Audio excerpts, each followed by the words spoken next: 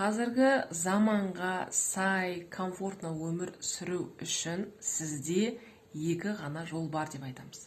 Бірінші жол ол сіз өзіңіздің заңға сүйеніп, өзіңіздің құқықтарыңызбен басқалардың міндеттерін өте жақсы білесіз, әсіресе мынау несие саласында, банктің, МФО-ның алдында деген сияқты.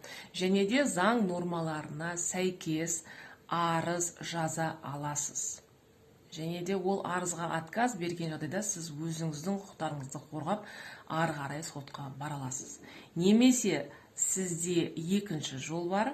Осының бәрімен бас қатырмайсыз, жай ғана өз ісінің маманы заңгерге жүгінесіз. Бұл жерде сіздің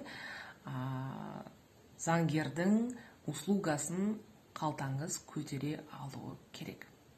Сондықтан да сіздерді мен